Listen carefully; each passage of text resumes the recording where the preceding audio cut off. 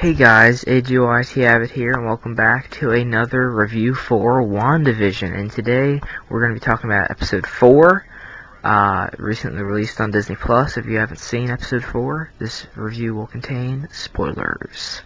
So, we didn't have an actual Wanda and Vision plot here. We actually take a look at what's really going on, the kind of inner workings, outer workings, I guess, of what's been happening. So, we get a lot of explanations here, about Monica Rambeau, and, who was talking to Wanda, in the radio in episode 2, as well as, who is really behind this. That's a really interesting part as well. And what could really be, lying beneath the surface of this little suburban fantasy that's been happening the past 3 episodes. So we get some cool character reappearances here. We get Jimmy Woo, not Jimmy Woo. Was that well, I don't know. He said, I don't know, Woo. Agent Woo, Officer Woo, however you want to say it. The cop from Ant-Man and the Wasp, the one that was constantly checking in on Scott. He knows close-up magic now, which is a reference to, Ant-Man. Scott was getting into close-up magic, and he was talking to Wu about it. And we get Kat Dennings as oh my gosh, what is her name? Oh my gosh, what is her name? Kat Dennings' character. Was it Cassie? No, it wasn't Cassie. I don't even know. But I know she was in Thor, But she goes there and helps them because she is, a big time,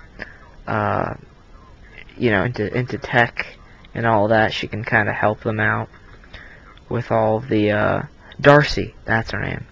Yeah, Darcy. Darcy Lewis. So yeah, she goes there, tries to help him out, and she's actually the one to discover that Wanda and Vision are inside of this thing, this fabrication of some sorts. Because Monica ends up going inside of there because she just she kind of gets pulled in by it, I assume. That's what it looks like anyway. But, anyway, Monica gets pulled in there, and she's kind of been putting on an act, I guess, the whole time, trying to, fit in with these other people. But, of course, the thing from the end of last episode comes in where she mentions Ultron, and then Wanda pushes her right out of the reality that she's made, because it's revealed by the end of this that it's not some big inner workings of a villain. It's all Wanda. Wanda has been doing this from the very start, and in a way, she is kind of she's kind of the antagonist. I mean, she's still the main character and the one that we're rooting for, but she is kind of our antagonist in this, which, she's made this pretend reality, and she's trying to cover up things she's trying to hold on to something that's gone, which is Vision. This is when I get freaked out.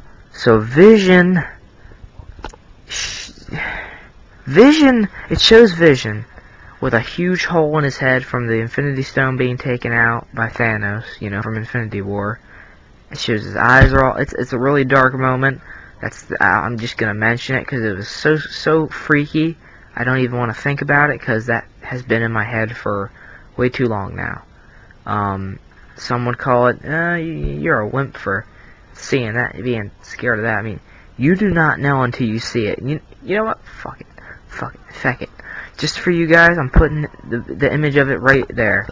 Boom. Enjoy that.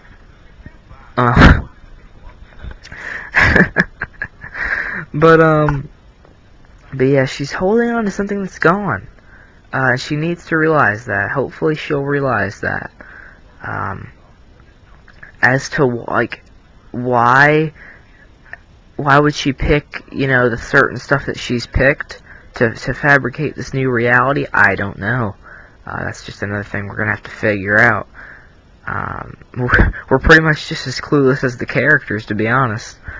But yeah, I like the opening of the episode where we see Monica coming back after the snap. I actually forgot the snap was even a thing for a second.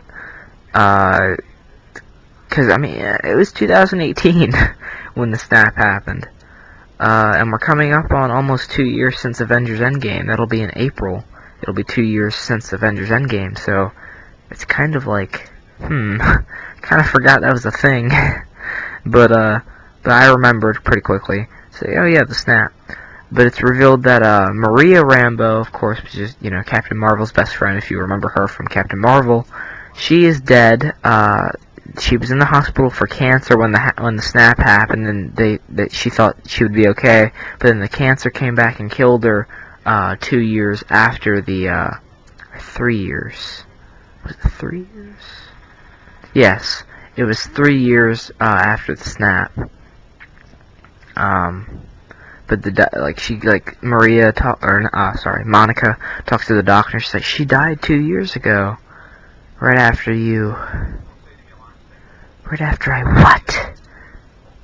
Disappeared. So I like that aspect of it, because I honestly forgot the snap was even a thing, and it was cool to see, people we saw a part of it in Spider-Man Far From Home, with people, coming back from the snap, but it was cool the way they did it in this, where it was kind of like everyone was just being pieced back together, slowly with the dust. I thought that was awesome, and just the fact that we're in a hospital when it happens, just the amount of confusion and panic and situations that must have put people in. I don't know, I thought that was awesome. Let's see, what else is going on? So, yeah, Wu tries to talk to Wanda. That's who was talking to her on the radio in episode 2, when she's trying to talk to the For the Children lady. But yeah, she kind of blocks it out, sort of. Because any attempt at bringing up the real world is being blocked out, basically, by Wanda. That's why Monica she blasted Monica out of there, and then that's why she blocked out Wu's radio signal, and then she's kind of even editing the episodes, because they're viewing, the things that are happening in Wanda's world the same as we're viewing them in episodes.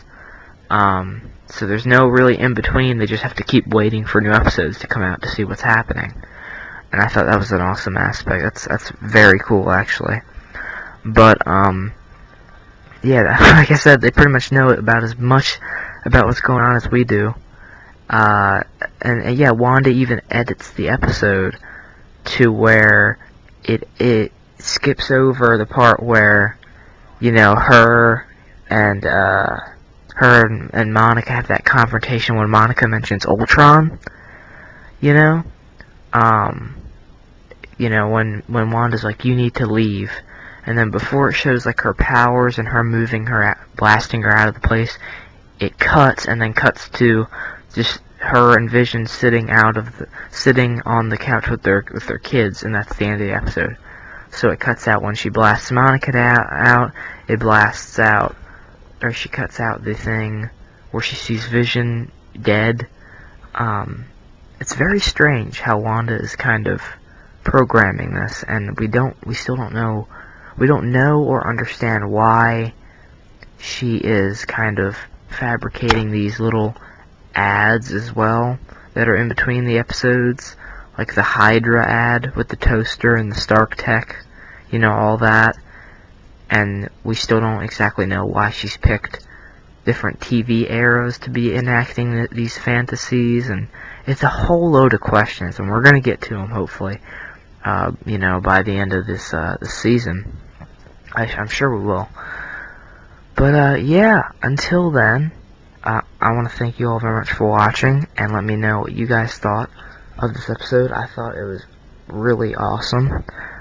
Definitely gave us some more understanding of what can really be going on here. And yeah, I hope to everyone that hasn't really been enjoying the last 3 episodes, due to maybe the style that they're doing it isn't for you. I love it, but for the people that haven't, this will definitely clear up some issues that you've been having with it. But yeah, once again, I wanna thank you all very much for watching, and yeah, take care. Bye bye.